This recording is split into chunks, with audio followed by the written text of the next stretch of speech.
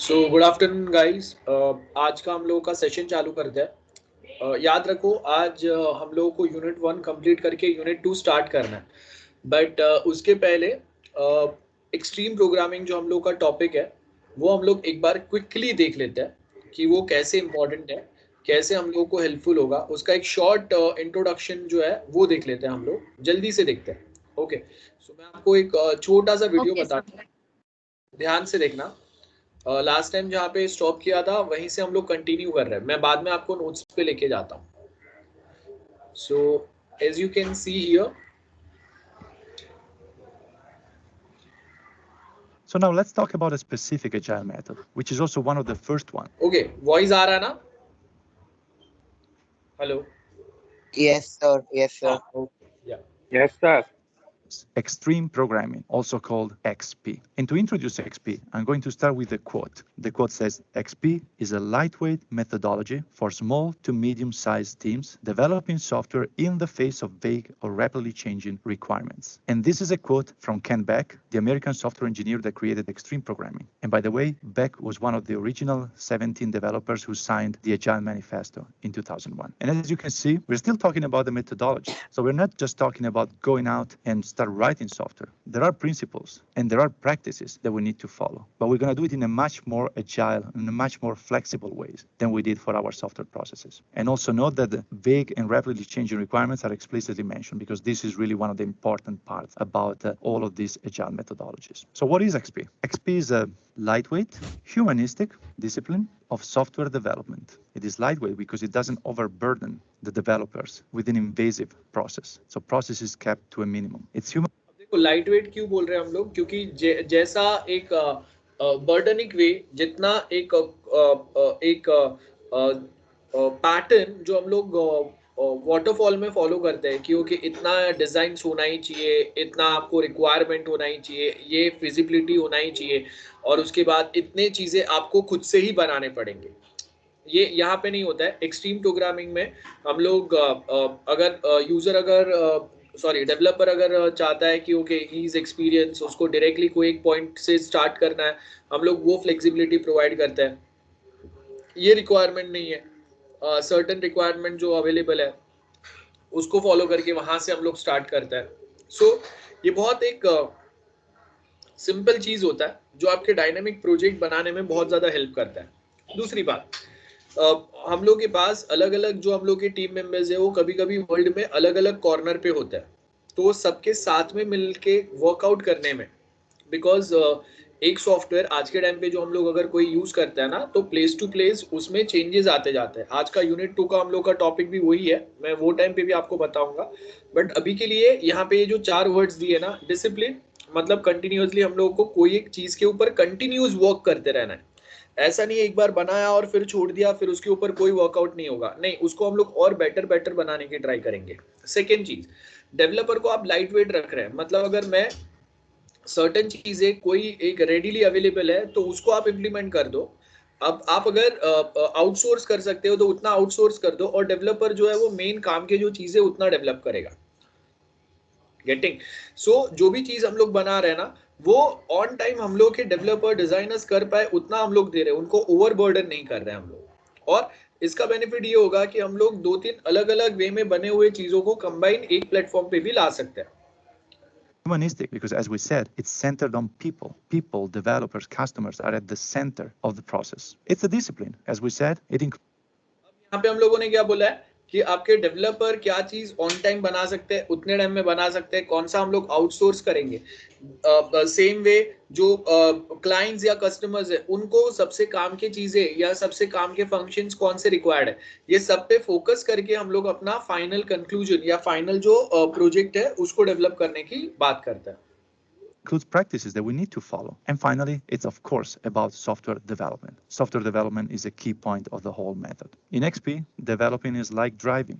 Imagine having a road, a windy road. We need to be able to drive our car down this road, take the right turns, react promptly to changes, for example, obstacles on the road. So in a nutshell, change is the only constant. Eyes always have to be on the road, and it's about steering and not pointing. And XP is trying to do the same thing while creating software systems. In XP, we need to adopt a mentality of sufficiency. What does that mean? How would you program if you had all the time in the world? No time constraints at all. You will probably write tests instead of skipping them because there's no more resources. You will probably restructure your code often because you'll see opportunities to improve it and you will take them. You'll probably talk with fellow programmers and with the customer often, interact with them. And that's exactly the kind of mentality that XP is trying to promote and adjust. So अभी यहाँ पे क्या बोला है, extreme programming में कोई जल्दी नहीं है हम लोगों को कुछ चीज ऐड करने का.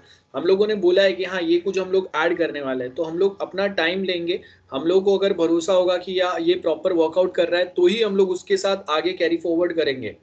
अदरवाइज हम लोग उसको टेम्पररी हॉल्ट पे रख देंगे. जैसे देखो फेसबुक अभी उसके यहाँ पे जो भी चीजें चल रही है अभी बहुत स्मूथ चल रहा है. सो नया फंक्शन ऐड करने में उसको कोई जल्दी कोई ऐसा जबरदस्ती नहीं है ना व्हाट्सएप पे. हाँ वो कोई भी फंक्शन जो ऐड करेंगे ना वो उसको बहुत प्रॉपरली बहुत अलग अलग वे में ट्राई टेस्ट करेंगे. कस्टमर्स के कैसे फीडबैक होंगे उसको मॉनिटर करेंगे. प्लेस टू प्लेस वो सेम फंक्शंस को आप कैसे मॉडिफाई करेंगे कल्चरली एंड सोशियो इकोनॉमिकली उसके ऊपर फोकस करेंगे हम लोग और बाद में वो ऐड करेंगे.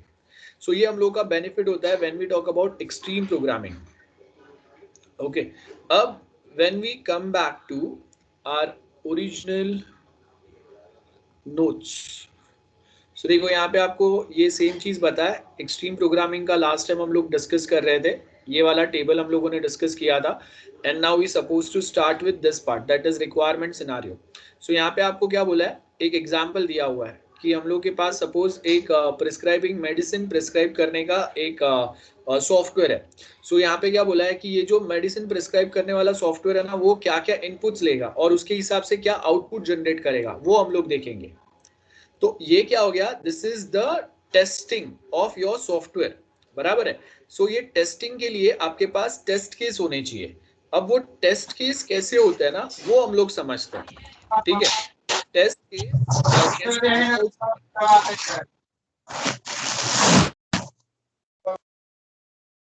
so how we supposed to maintain or how we supposed to develop or work out with the test cases वो हम लोग समझते हैं. अब मैं एक शॉर्ट इंट्रोडक्शन आपको बताता हूँ टेस्ट केसेस का. How test case are going to be there. Okay, because अगर टेस्ट केस अगर आपको समझ में आ गया तो आपको एग्जैक्टली समझेगा कि हम लोग जब यहाँ पे जब टेस्टिंग करेंगे सो कौन से टाइप का सॉफ्टवेयर आपको टेस्ट करने के लिए आपको कैसे टेस्ट केस बनाने पड़ते हैं. Okay, so just 1 minute.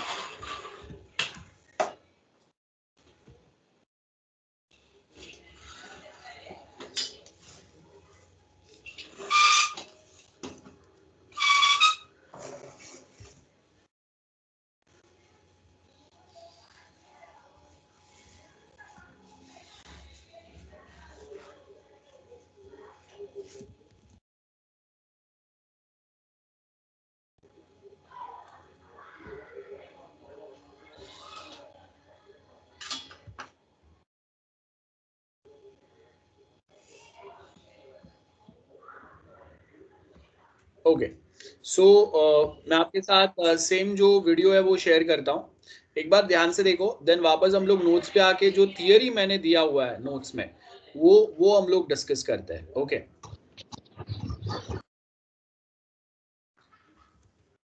And someone is continuously unmuting themselves. Disturb मत करो दूसरे को. Okay, so here we have this short video. एक बार देख लेते हैं हम लोग इसको. YouTube पे देखते हैं.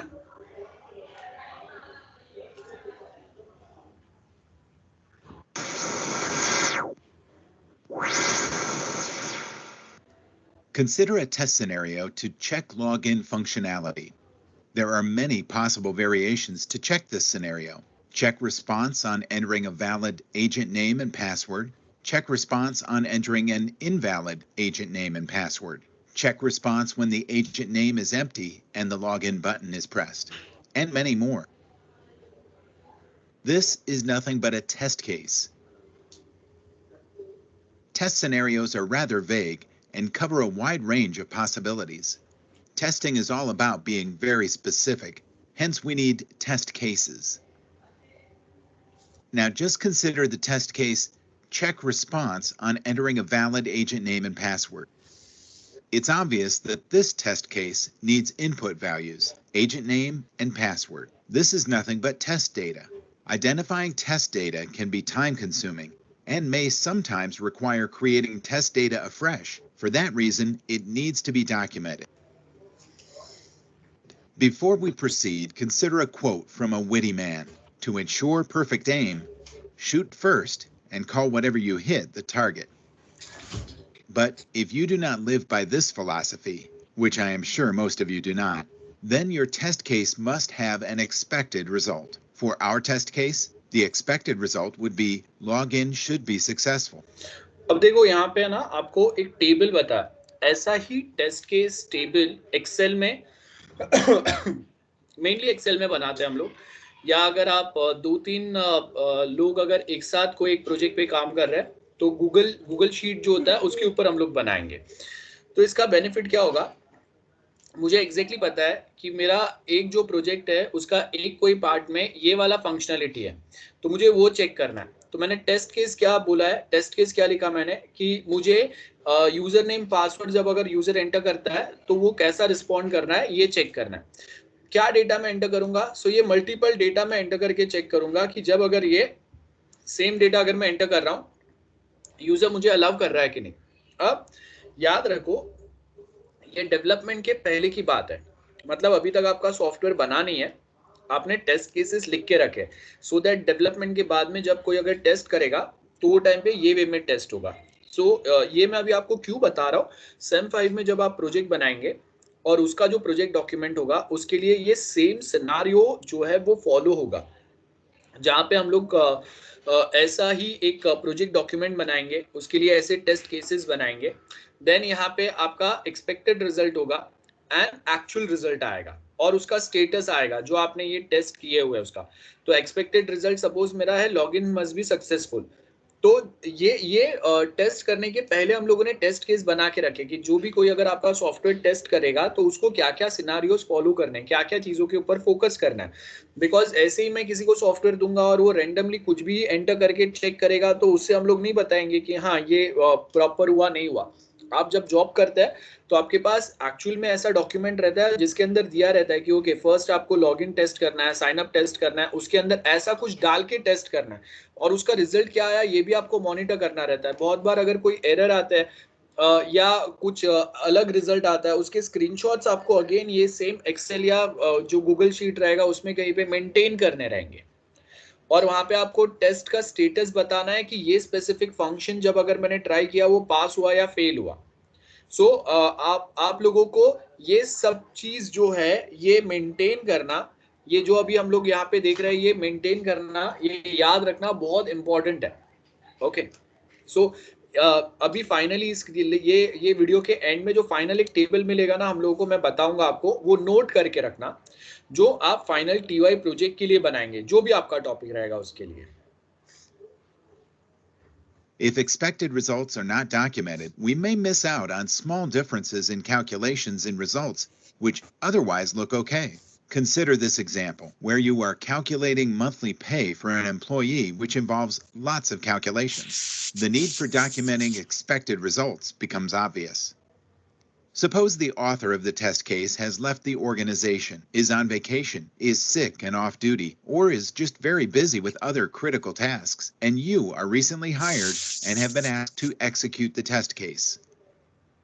Since you are new, it would certainly help to have test steps documented, which in this case would be launch the application, enter an agent name, enter a password, and click OK. You may think that for these simple test steps, documentation is not required, but what if your test steps look something like this? I think the need will become immediately obvious. That apart, your test case may have fields like a precondition, which specifies things which must be in place before the test can run. For our test case, a precondition would be flight reservation application should be installed. Also, So, your test case may include a post condition, which specifies. सो यहाँ पे देखो हम लोग के पास एक pre condition रहेगा, एक post condition रहेगा, बराबर है। पोस्ट कंडीशन हम लोग बाद में देखेंगे, बट फिलहाल के लिए अगर प्री कंडीशन अगर आपको ऐड करना है, जब आपका प्रोजेक्ट बना नहीं है, आप टेस्ट केसेस प्रिपेयर कर रहे हैं, तो वो टाइम पे यहाँ पे प्री कंडीशन में हम लोग क्या करेंगे, मैं बताऊंगा कि सपोज आपके कंप्यूटर में ये वाला जो डेटा है वो ऑलरेडी लोडेड रिक्वायर्ड है, मैं आपको कोई एक रिजल्ट जो जनरेट करके दे रहा हूँ वो पीडीएफ फाइल में दे रहा हूँ या एक्सेल में दे रहा हूँ, तो वो टाइम पे आपके लैपटॉप में भी वो सेम सॉफ्टवेयर जिसके थ्रू वो फाइल ओपन हो सके वो रिक्वायर्ड होगा। गेटिंग? सो ये प्री कंडीशन हो गया, लाइक फ्यू सॉफ्टवेयर्स और applications should be by default installed, या कोई ड्राइवर्स हो सकता है। Specifies anything that applies after the test case completes. For our test case, a post condition would be time and date of login is stored in the database. So post condition हम लोगों ने क्या बोला, pre condition में हम लोगों ने बोला कि बाय डिफॉल्ट आपके पास फ्लाइट रिजर्वेशन एप्लीकेशन जो है वो इंस्टॉल्ड होना चाहिए।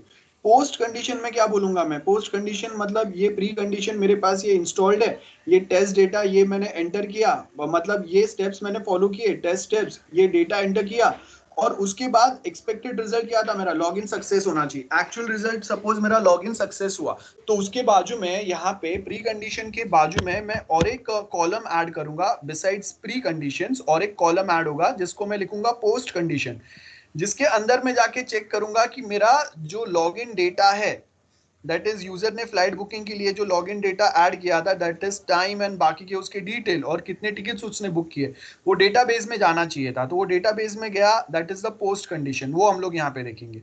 या टाइम ऑफ जब उसने लॉगिन किया था वो हम लोग वहां पे पोस्ट कंडीशन में आएगा, जो हम लोग डेटाबेस में जाके चेक करेंगे, और उसके बेस के ऊपर यहाँ पे आपका एक्चुअल रिजल्ट और उसका status. During test case execution, you will document the results observed in the actual results column and may even attach some screenshots.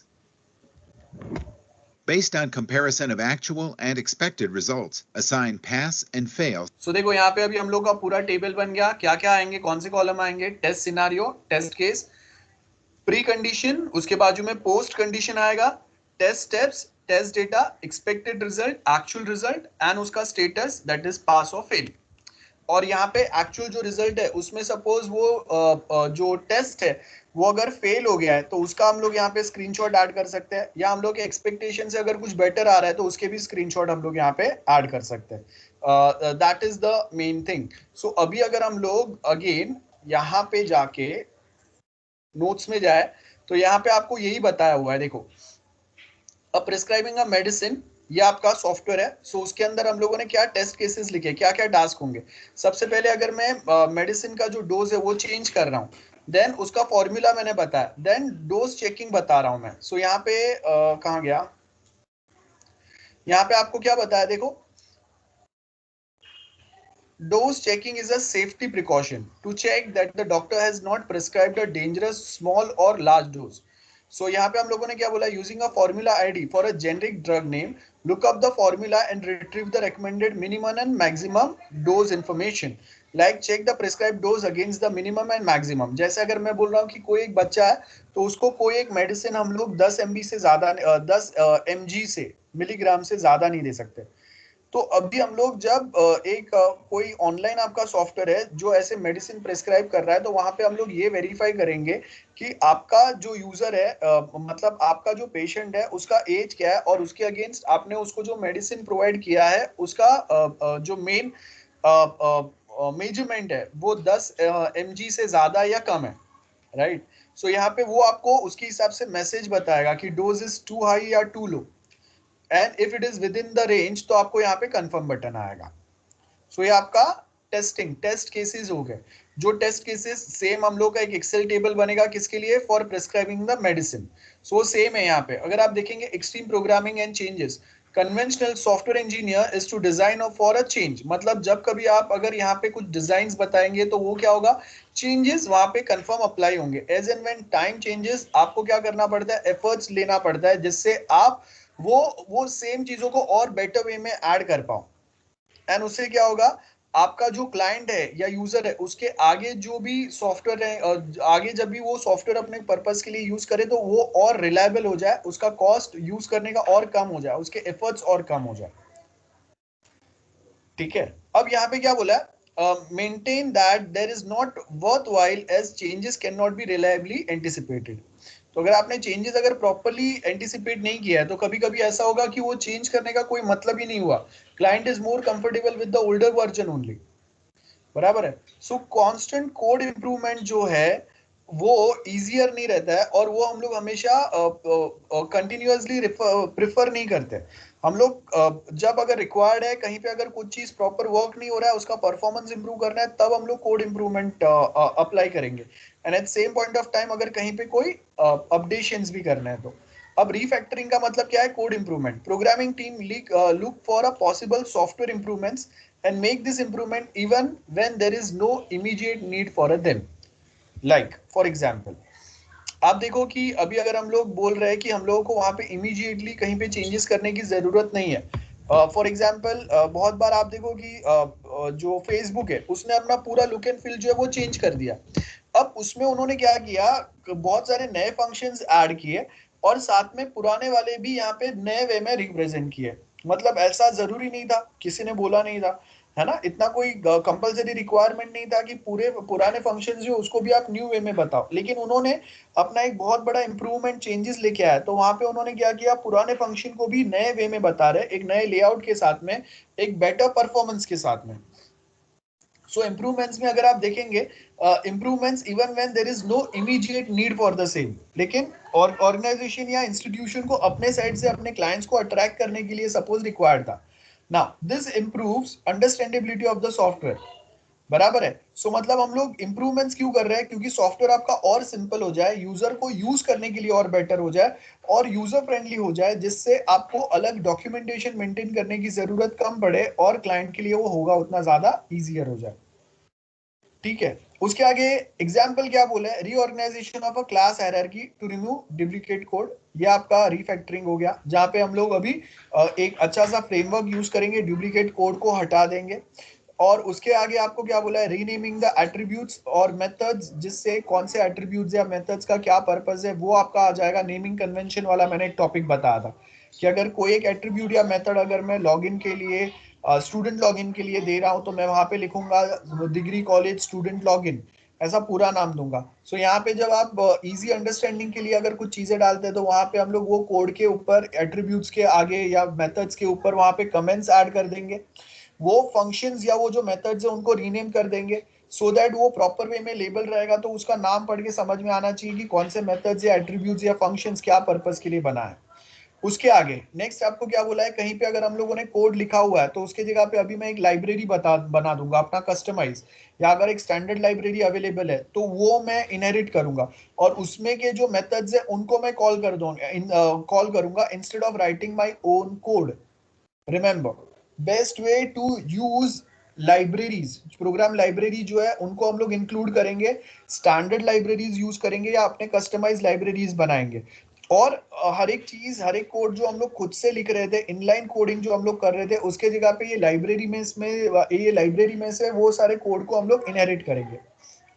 अब टेस्टिंग इन एक्सट्रीम प्रोग्रामिंग क्या बोला है, testing is central to extreme programming has developed approach and when programmer is tested after changes has been made. Like test first development हम लोग check करेंगे, उसके बाद incremental test होगा। इंक्रीमेंटल टेस्ट मतलब 4 फंक्शन ऐड किए, देन उसके ऊपर और 2 डाले, तो अभी टोटल 6 फंक्शन प्रॉपर वर्कआउट कर रहे हैं कि नहीं, ये टेस्ट करेंगे। देन 6 के ऊपर और 2 functions we have added, so now all 8 functions are working proper और नॉट, ये चेक करेंगे। देन वो 8 फंक्शंस के ऊपर और 2 ऐड किए, तो अब टोटल 10 फंक्शंस वर्किंग प्रॉपर्ली और नॉट, ये देखेंगे हम लोग। So user involvement in test development and validation, ये बहुत जरूरी है, क्योंकि यूजर ही वैलिडेट करेगा कि मैंने ये एक्सपेक्टेशन दिए थे और ये फाइनल आउटपुट बना है, तो दोनों मैच हो रहे हैं कि नहीं, user is going to validate that. As well as automation testing जो है वो हम लोग फॉलो करेंगे ईच टाइम, बिकॉज अगर आपका सॉफ्टवेयर काफी बड़ा है तो हर बार मैनुअल टेस्ट नहीं होगा, ऑटोमेशन टेस्टिंग टूल्स आते हैं। ओके, ऑटोमेशन टेस्टिंग टूल्स आता है, वो हम लोग फॉलो करते हैं। मैं आपको आगे बताऊंगा टेस्टिंग के अंदर, जब हम लोग स्पेसिफिकली टेस्टिंग वाला टॉपिक पढ़ेंगे उसके अंदर मैं बताऊंगा ऑटोमेशन टेस्टिंग टूल्स क्या रहता है। सो अब यहाँ पे आपको क्या बोला है, टेस्ट फर्स्ट डेवलपमेंट आपने जो बनाया उसी को हम लोग यहाँ पे रिटर्न प्रोग्राम्स जो है उसके अंदर डेटा ऐड करके एग्जीक्यूट करके ऑटोमेटिकली चेक करेंगे कि वो क्या दे रहा है। यही बेसिक से पॉइंट्स है, बराबर है। हम लोगों ने जो टेस्ट केसेस बनाए थे वो टेस्ट केसेस यहाँ पे हम लोग ऐड करेंगे और उसी के बेस के ऊपर टेस्टिंग होगा, और अगर कुछ एरर आ रहे हैं तो हम लोग वो वहाँ पे चेक करेंगे, है ना। देन कस्टमर इन्वॉल्वमेंट, ये बहुत जरूरी है, बिकॉज कस्टमर इन्वॉल्वमेंट अगर कम रहेगा तो एक्सेप्टेंस टेस्ट क्लियर करने में ज्यादा प्रॉब्लम आएगा। सो हम लोगों ने क्या बोला है, कंटिन्यूअसली कस्टमर इन्वॉल्वमेंट जब रहेगा तो हम लोग क्या चीज ऐड कर रहे हैं, क्यों ऐड कर रहे हैं, और वो कस्टमर के एक्सपेक्टेशन से मैच कर रहा है कि नहीं, ये कंटिन्यूअसली हम लोग को पता चलते रहेगा।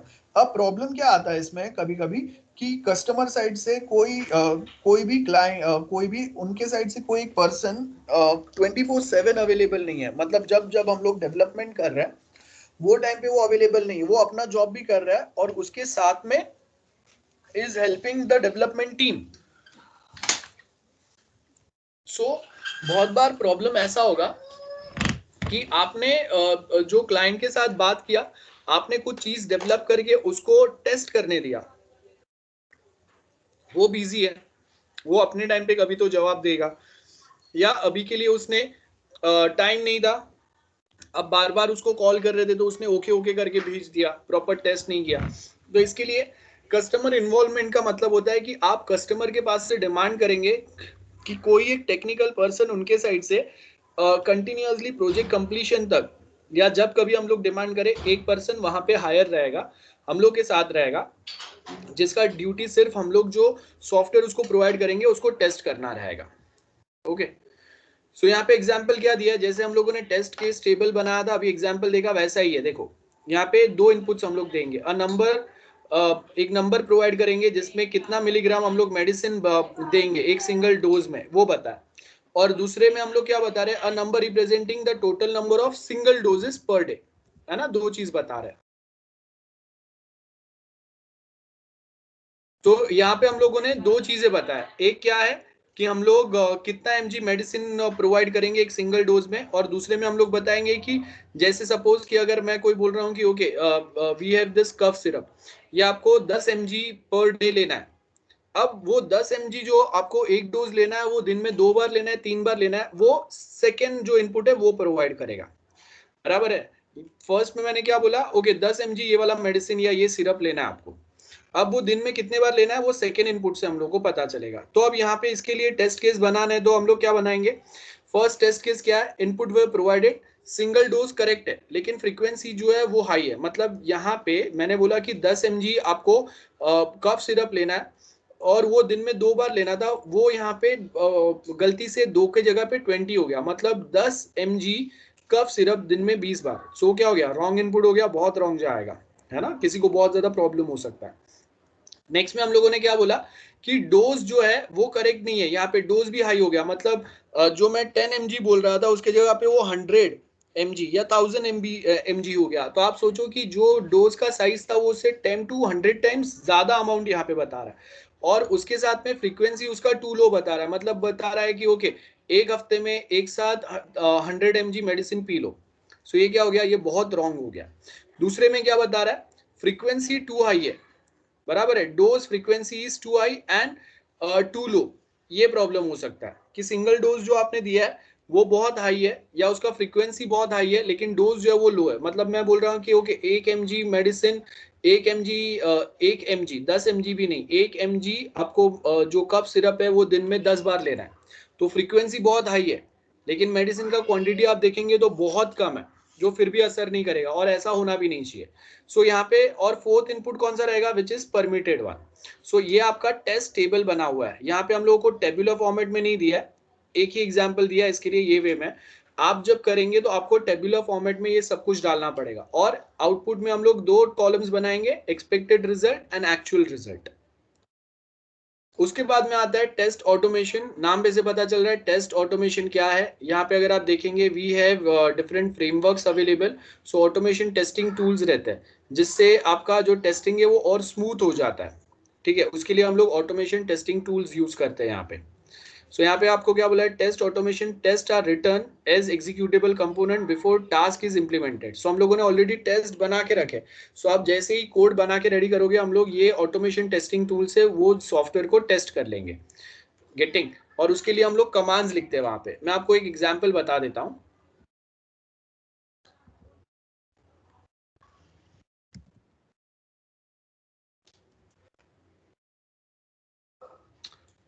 We'll just quickly discuss one example.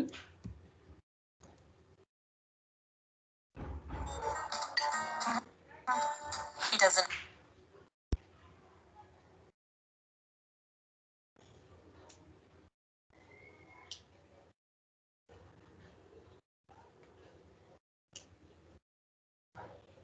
No.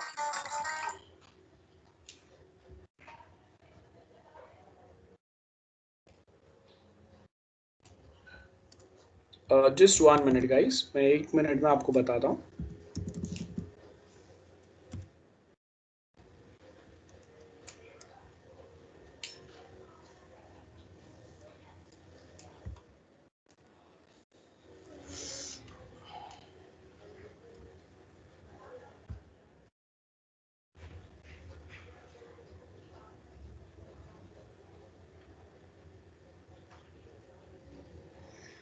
Okay, so I just share one video with you, ध्यान से देखना। आपको ऑटोमेशन टेस्टिंग टूल्स कैसे होता है, ये इसका लाइव एग्जाम्पल है। अब टीवाई में पहले हम लोग के पास पुराना जो सिलेबस था उसके अंदर ये सब्जेक्ट थे, लेकिन अभी ये सब्जेक्ट जो है वो निकल गया। सो अभी हम लोग के पास ये सब्जेक्ट नहीं है। ओके, सो यहाँ पे हम लोग स्टार्ट करते हैं। Tools for Selenium IDE tool, because over the years, Applitools has built an incredible AI technology and has built truly innovative features such as root cause analysis, UI version control, automated maintenance, and so on. However, to see them in action, sorry, just 1 minute, ये वाला है हम लोगों का। Hello and welcome. I'm Raghav, and the new Selenium IDE is finally here, and it is a really great and improved version of Selenium IDE. And a lot of us who have been missing and waiting for Selenium IDE, this is a great news for all of us. And another good thing is Selenium IDE, the new version, is now available for Firefox as well as Chrome. So you can get it on both these browsers. And in this very quick video, I'm going to show you a demo on how to use the new Selenium IDE. I will also talk about some features and will share some useful links with you. So let's get started. And here I am on my Chrome. I will go to the Chrome Web Store and I will search for Selenium IDE, and here you can see we have got this Selenium IDE. Here I will say add to Chrome and add extension. So you can see Selenium IDE is now added, and you will see this icon of Selenium IDE. And similarly, if you are on Firefox, you can just say Selenium IDE Firefox extension, and you will get this Selenium IDE for Firefox. And similarly, you can get this Selenium IDE extension on Firefox by clicking on Add to Firefox. So I'm continuing on Chrome. So I have got the Selenium IDE here. I will click here, and you can see this new window where it says record a new test in a new project, open an existing project, or close Selenium IDE. I will say record a new test in a new project. It will ask me for a project name. I will say this is demo project 1 and say okay. And now it is asking us for a base URL to start with. So I'm just going to take a demo application.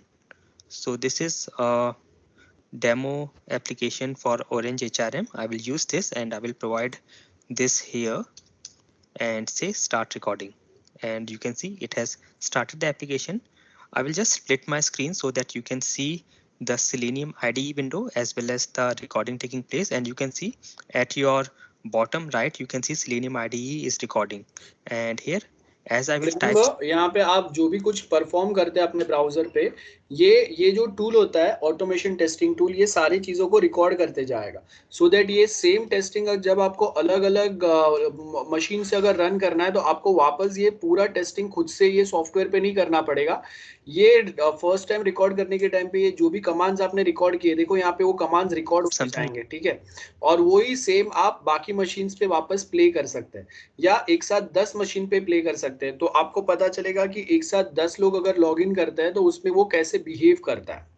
और ये जो commands यहाँ पे generate होंगे on this side, ये commands को आप modify भी कर सकते हैं या खुद से भी लिख सकते हैं। you can see the commands getting recorded on Selenium IDE. I will use the username admin and password admin123 here. And now a very cool feature with this new Selenium IDE is while you are recording, if you right click on any of the element, you will find this option Selenium IDE, and it will give you some of the options that you can use. So for example, if I say verify text, now this particular element does not have the text property, so it has given us a message: the element does not have property text, please change to use store value command. So you can get different options on different elements and you can use this. So as of now, I'm just going to click on login, and it has logged in, and I will click on this link welcome admin.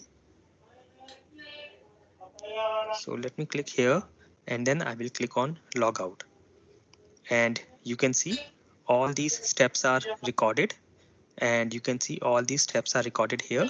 Now a very good thing with Selenium IDE is you can go to any step and you can see the details of the step. For example, I go here and you can see the command, you can see the target and the value and the description if there is. And another very good thing with new Selenium IDE is if you click on this drop down for target, you will find that Selenium while recording has captured a lot of locators for this particular element. So in case this primary locator does not work, it can search the element with other locators, and this is something very much required. People who work with Selenium know that this is a nightmare. Sometimes the locators break, and if you are using multiple browsers, the locators work on one browser but do not work on other browser. So this thing is taken care of by the new Selenium IDE, and you can see all these properties and locators. And then you can see this reference here. So when So you as you can see, यहाँ पे हम लोगों ने क्या बोला, first जो point है जहाँ पे आप यही एक सेम टास्क, ये एक सेम टेस्ट जो है वो आप 3-4 अलग अलग ब्राउजर पे एक साथ रन करके देख सकते हैं कि आपका ये सेम सॉफ्टवेयर 4-5-6 अलग अलग ब्राउजर्स पे जब अगर हम लोग एक साथ एग्जीक्यूट करेंगे तो वो सेम रिजल्ट जनरेट कर रहा है, या कहीं पे कोई एरर आ रहा है और कहीं पे वो रिजल्ट आउटपुट दे रहा है, या कहीं पे अलग आउटपुट दे रहा है। ये सब के लिए भी आपका ये सेम Selenium IDE यूज होगा। बस आपको करना क्या है कि जो जो आपके ब्राउजर्स रहेंगे उसके ऊपर आपको ये टेस्ट, मतलब अभी Selenium IDE सिर्फ 2 ही ब्राउजर पे मेनली ज्यादा सपोर्टेबल होता है। एक होता है आपका जो Mozilla Firefox है, Safari है। तो उसका जो मेनली हम लोग बोल सकते हैं कि उसका जो स्कोप है वो अभी बहुत लिमिटेड है, लेकिन मैं ये बोल सकता हूँ क्योंकि अगर ये सेम टेस्ट अगर मैं विंडोज पे रन कर रहा हूँ, लिनक्स पे कर रहा हूँ और मैक पे कर रहा हूँ, तो वो टाइम पे हम लोग चेक कर सकते हैं। और इसको यूज करना बहुत सिंपल रहता है। ये देखो, ये कॉर्नर में ये रिकॉर्डिंग बटन है। जैसे मोबाइल में हम लोग वीडियो रिकॉर्ड करते हैं, वैसे ही आपको ये रिकॉर्डिंग बटन प्ले करना है। ब्राउजर में जाके आप वो वेबसाइट पे जो जो चीजें ट्राई करेंगे, जो जो उसके टेस्ट करेंगे, वो सारे के कमांड्स यहाँ पे रिकॉर्ड हो गए देखो। एंड आप जैसे यहाँ पे आपको प्ले ऑप्शन दिए हुए हैं, अलग अलग 2 वे में प्ले करने का ऑप्शन है, इस पे आप क्लिक करेंगे तो वो सेम चीज प्ले हो जाता है। go to any of the command or step, you can see the details of that particular command or action, and you can see the information here. Now you can also do some manual editing. You can right click on any of the step and you can insert a new command, you can clear, you can add a toggle breakpoint which will be helpful in debugging, and you can manually add the steps. If you go here at the top, so let me first stop the recording. I did not stop it, so I'm just going to click on stop recording, and it is asking me to save in a test name. I will say this is test1 and say okay, and you can see it has come here. And here now you can see these in the toolbar, we have option to run all tests, which will run all the tests in the project. We have option to run the current test, and then we have option to step over the current command. And this will be very helpful while we are debugging. And then you can see this is the option to test execution speed. We can set the speed of execution, and by default it is set to the highest possible value, but you can also change it in case you are facing any network issues and you feel that your scripts are failing because the network is slow. You can always change this and then test your scripts. And if you come here, you can see we have option to create a new project, we have option to open project, and we have option to save the project. So I will just click on save my project so that I can save this project, and then I'm just going to save this on the desktop, and you can see it uses the extension SIDE, which is for Selenium IDE. And I will just go and save this project first. And yes, this is saved. And here now you can see we have the option to disable breakpoints. So actually you can create breakpoints. You can click on any of the steps here and you can create breakpoints, and then you can use this step over current command. So while you have created breakpoints and you run your test, it will stop at the breakpoint, and then you can step over the steps one by one for debugging and troubleshooting. We also have an option for pause on exception, and this is very useful while you are debugging. So in case of any exceptions, it will pause and then you can troubleshoot your issues. So these are some very cool features. We have the log where you will get all the logs while you are running your test. And here you can see we have test suites and executing. So you can click on anything and then you can click on add this plus sign to add a new test or add new test suites. For now, I'm just going to run this. So I will say run current test and it will start running my test. So you can see it is now running the test, going to the Orange HRM login page. It is adding the username and password, going to login, and it will now click on welcome and log out, and everything is fine. Now, one other thing with new Selenium IDE is there are implicit weights already added, so you do not have to worry about synchronization. Okay. So basic point था, यहाँ तक के ये जो points है ये मुझे आपको बताने थे. इसके आगे अभी आपको काम के नहीं है. जब हम लोग TY में जाएंगे वहां पे आपको वापस हेल्पफुल होगा. सो बेसिकली मैंने यहाँ पे आपको एक पॉइंट जो डिस्कस किया वो ये कि why this automation testing tools are required.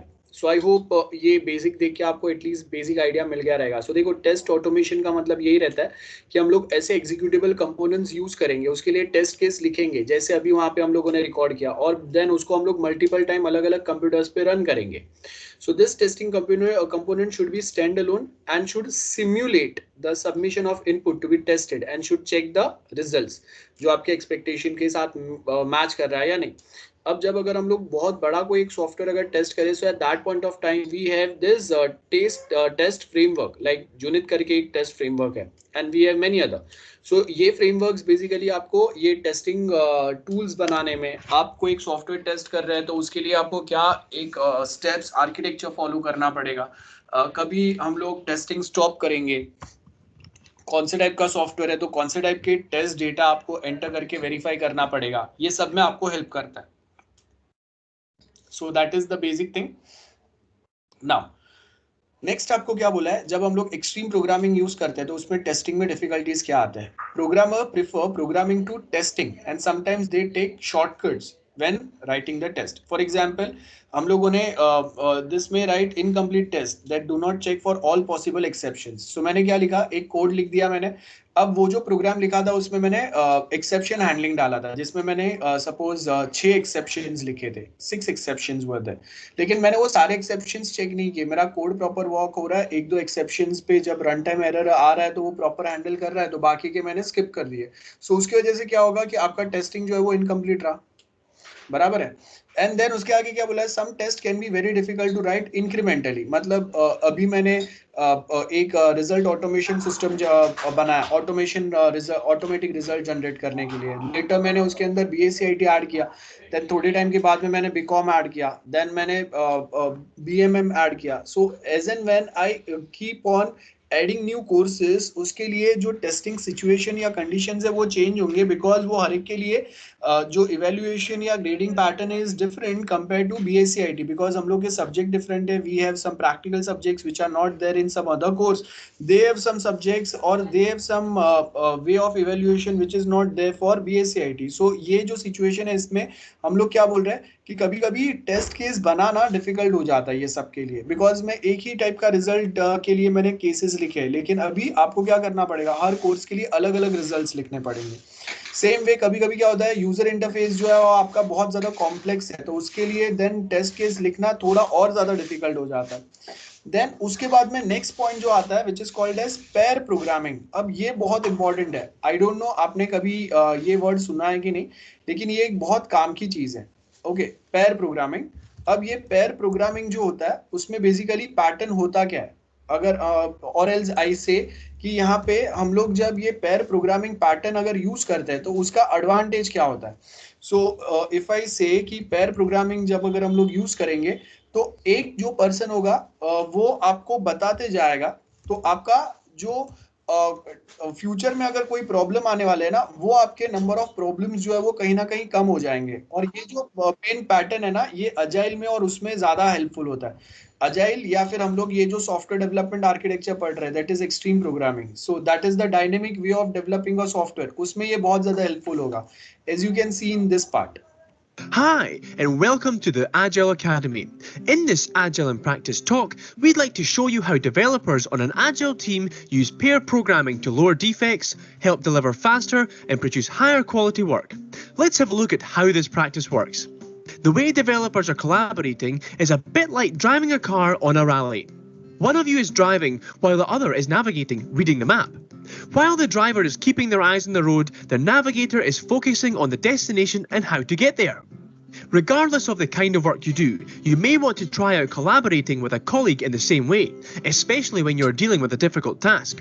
It works best if both people are peers, sharing the same role and having a similar skill and experience level. Here are Bill and Liz, two developers from the Agile team who are delivering a new employee performance review system for the HR department. They will be working together side by side at the same computer, solving the same problem. They take turns using the keyboard and mouse. At the moment, Liz is the driver, while she is writing the code and performs tests on that code. Bill, as the navigator, observes her work, considering the strategic direction, the next steps and potential pitfalls. He also considers if this is the simplest design possible and comes up with ideas for improvement. After a period of time, they swap roles and Liz navigates while Bill drives. Because they are constantly communicating and reviewing together, they produce higher quality work at a faster pace than either could do on their own. It also ensures that more than just one developer knows each part of the system. Pairs swap places frequently throughout the day, and also new pairs are formed to promote sharing of knowledge throughout the team. At the same time, a uniform style of planning is carried out, which makes working together easier. It also creates an ownership and commitment to the collective code. Despite the benefits, pair program is not always easy. As a driver, you have someone observing you constantly, and when you're navigating, you need to refrain from rushing to point out details like missing semicolons or typos. Instead, you need to give the driver time to write and rewrite the work while you focus on the direction the work is going. Also, you should consider that pair programming isn't suitable for all tasks or situations, but if you choose to do it, you need to respect each other, communicate, and make it easy on yourselves by using a computer with a big screen. Enjoy the ride! In this Agile in Practice talk, you saw how Agile teams collaborate and use the practice of pair programming to increase. As you can see यहाँ पे जो pair programming होता है उसमें benefit क्या होता है कि आप अगर कोई डिफिकल्ट कॉम्प्लेक्स कोडिंग या डेवलपमेंट जब कर रहे हैं तो उसमें बहुत बार ये होता है कि हम लोग कहीं पे कोई रन टाइम एरर के लिए एक्सेप्शन हैंडलिंग हम लोगों ने नहीं डाला, कहीं पे हम लोगों ने कोई कोड में लॉजिक प्रॉपर डेवलप नहीं किया है. तो जब अब दो लोग साथ में रहते हैं तो एक आपको गाइड करते जाता है और एक पर्सन जो है वो डेवलप करते जाता है. तो उससे क्या होगा, दोनों का जॉब जो है वो ईजी हो जाता है. दोनों अपने एक्सपीरियंस के बेस के ऊपर जब कुछ डेवलपमेंट करते हैं तो फ्यूचर में उसके जो प्रॉब्लम्स है वो ऑफकोर्स बहुत ज्यादा कम हो जाता है. ठीक है, सो that is all about pair programming. एक छोटा सा वीडियो, अब ये मैं बताता नहीं हूँ, एडवांटेज भी आपको पता चली गया. लेकिन ये सारे टाइप के प्रोजेक्ट्स के लिए सूटेबल नहीं रहेगा, जैसे अभी हम लोगों ने देखा। Then next comes agile project management. So agile project के अंदर क्या बोला है, यहाँ पे अभी हम लोग जो अभी हम लोगों ने देखा वो अजाइल एकेडमी के अंदर ही पेयर प्रोग्रामिंग था। सो क्या बोला, principal responsibility of software project manager is to manage the project so that software is delivered on time and within the planned budget। तो याद रखो आपको certain चीजें functions add करना है, but at same point of time we supposed to be very sure with respect to budget as well as with respect to time। So anything should not be exceeded when we finally try to develop or hand over software to or deploy software towards the client end। So इसके लिए this both things are very much required, time as well as budget। We supposed to plan our development in such a way that these two things are better managed in the best possible way। तो आप जो भी develop या deliver करेंगे उसमें client के expectation match होने चाहिए with in the budget and with in the time. That is agile. उसके बाद में एक बहुत इंपॉर्टेंट पैटर्न है, ये काफी काम का है, और इसके अंदर अगर आप देखेंगे हम लोगों को बहुत सारे यूनिक पॉइंट्स आपको यहाँ पे पता चलेंगे, which is called as a scrum. तो अब स्क्रम के अंदर अगर आप देखेंगे ना बहुत सारी चीज है। अब ये मैं अगर एक साथ आपको ऐसे ही बता दूंगा तो आपको इजीली पता नहीं चलेगा, लेकिन अगर हम लोग थोड़ा डिटेल में अगर उसको डिस्कस करें तो आपको पता चलेगा, बिकॉज इसके ऊपर आपके आगे के सर्टेन पॉइंट्स जो है वो डिपेंड करता है। So I will just quickly share something here first, so that आपको एक बेसिक आइडिया मिल जाए स्क्रम क्या है, और बाद में हम लोग थियोरी पे आते हैं। सो ध्यान से देखो यहाँ पे स्क्रम। सो यहाँ पे अगर आप देखेंगे कि हम लोग के पास बहुत सारे सर्टेन चीजें होते हैं, और उसके साथ जब हम लोग थियोरी को कंबाइन करेंगे तो आपको नोट्स में मैंने क्या दिया है ये इजीली समझेगा। ध्यान से देखो। Introduction to Scrum, a 7-minute training video with details on what you need to start using Scrum today. This video is intended for people who are just getting started with the Scrum framework and need a quick primer. Hi, my name is Steve Stedman, and I am the founder of Usility Software, compares to Waterfall Scrum. First, let's take a look at how Scrum compares to the older alternative of waterfall development. Waterfall typically goes through a lengthy planning process, which could take several months, followed by building the product, which again could take many months, and then testing the product, reviewing, and eventually deploying the product. At this point, you may end up bringing the wrong product to market if market demand or technology has changed since the original plan was developed. There are several problems with this method. First of all, the planning must be completed before any work begins, and in most cases, the planning is done without entirely understanding the project. Once development is being done, oftentimes things get sent back to the planning phase, and the project either needs to start over or the developers are just criticized for not understanding the plan. This cycle can happen many times. When development is done building the product, it gets thrown over the fence to test, where when problems are encountered, it bounces back to development and sometimes back to planning. The same issues occur in the next few steps, with lots of backstepping and doing over. This can lead to lag times and many months to several years in order to get a product out the door. With Scrum, an implementation of Agile, the process is broken up into smaller pieces. First, we do just enough planning to get started with, building the minimal feature set. We build what was planned. Next, we test and review that small feature set and get it ready to ship. When that cycle is complete, we end up with a potentially shippable product. This process usually occurs in a time period of 1 to 3 weeks. This is then repeated time and time again, reducing the time from planning to development to testing. Each time through the planning process, we're doing just enough planning to complete the next incremental release. You end up with several incremental releases called sprints. A sprint usually takes from 1 to 3 weeks, and you just keep repeating these sprints until your product is feature complete. Sometimes you may end up shipping your product after the second sprint, or the third, or the fourth, or even further, but you eventually end up with a shipping product.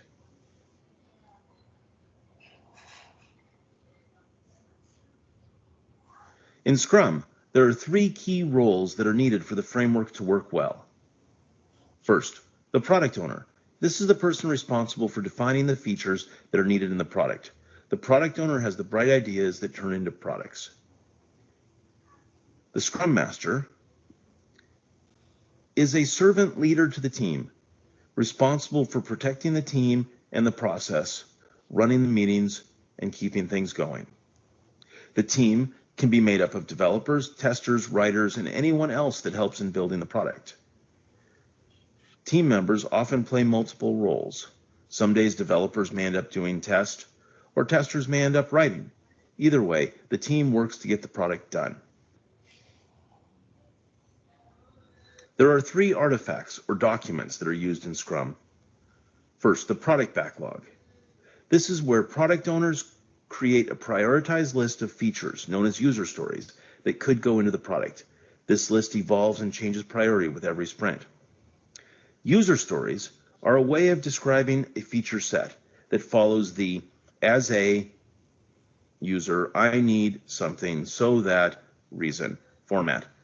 This way of phrasing a user story allows the product owner to specify the right amount of detail for the team to estimate the size of the task.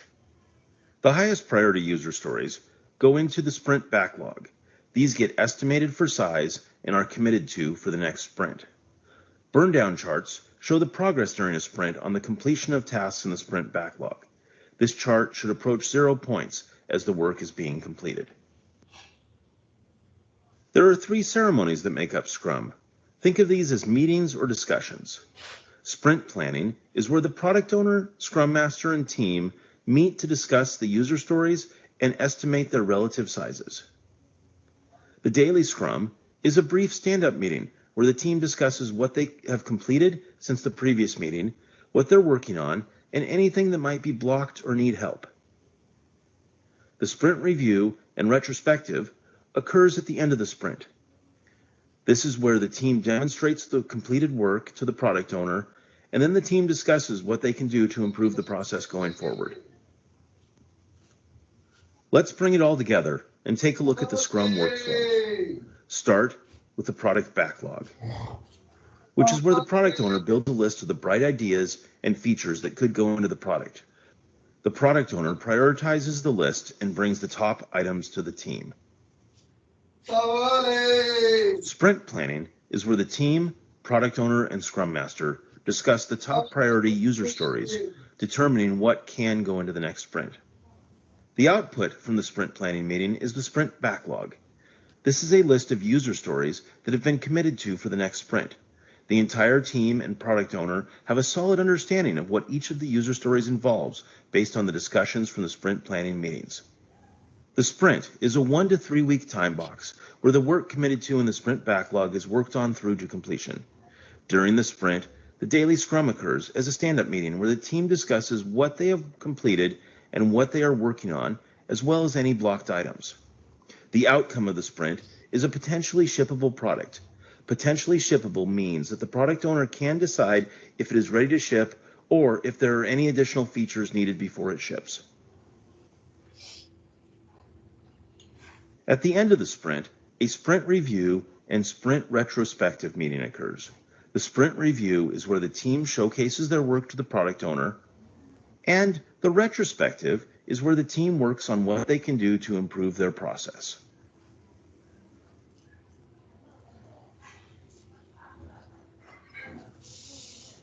Repeat this workflow for each sprint. Now, for a software solution to help manage the workflow. Usility has been built around the Scrum process to help people fill in the 3 Scrum roles, manage the 3 artifacts, and better run the 3 ceremonies. Visit usility.com for a free trial and for additional Scrum training. यहाँ पे हम लोगों ने एक scrum का basic understanding देख लिया. अब हम लोग जब नोट्स पे आते हैं, as you can see here कि हम लोग के पास बहुत सारे पॉइंट्स जो अभी हम लोगों ने डायग्राम में देखे वैसा ही है. Here we have product owner जिसके पास प्रोडक्ट बैकलॉग्स है जिसको हम लोग प्रायोरिटी पे डालेंगे और ये प्रायोरिटी लिस्ट के हिसाब से हम लोग टीम भी सिलेक्ट करेंगे. अब रिमेंबर सर्टेन पॉइंट्स जो वहाँ पे मेंशन नहीं थे वो ये है कि हम लोग जब ये स्क्रम फॉलो करते हैं तो हम लोग के पास जो जो टीम्स रहेंगे वो बैलेंस टीम होना बहुत ज़रूरी है। मतलब बैलेंस टीम का मतलब कि जो जो टीम्स हम लोग सिलेक्ट करेंगे इसमें एक्सपीरियंस लोग होना बहुत ज़रूरी है। बिकॉज एक वाटरफॉल जैसा स्टैटिक अप्रोच फॉलो नहीं कर रहे जिसमें 10 रिक्वायरमेंट है, बहुत ज़्यादा डिटेलिंग है। हम लोग सर्टन बेटर वे में, फास्ट वे में सर्टन चीज़ें बनाने की ट्राई कर रहे हैं। एंड स्प्रिंट का अगर आप डेफिनेशन देखेंगे तो इसका मतलब ये होता है we try to complete something at a faster pace. तो हम लोगों ने क्या किया, जितना मैक्सिमम हम लोग का पर टीम डेवलप कर पाए उतना हम लोगों ने कमिटमेंट कर दिए। और उसके बाद में ये जो भी टास्क है ये हम लोगों ने ब्रेक डाउन कर दिए। अब ये जो ब्रेक डाउन टास्क है ये हम लोगों ने हर एक टीम को अलग अलग असाइन कर दिया। सपोज उनको टाइम दिया हम लोगों ने 1 महीने का, और उसमें डेली बेस पे वो हर एक टीम मेंबर कितने टास्क कंप्लीट करेगा वो हम लोगों का ये डेली बेस पे एक स्प्रिंट चलेगा। ये देखो ये लूप जो है ये उसका है, डेली बेस वाले का।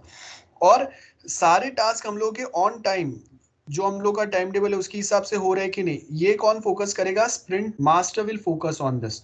और उसके सामने यहाँ पे देखेंगे we have sprint ended, team delivery do not change. ये बहुत इंपॉर्टेंट है। मतलब जो आप प्रोडक्ट फाइनल डिलीवर करने वाले हो वहां पे डिलीवरी में कोई चेंज नहीं होगा, डिले नहीं होना चाहिए।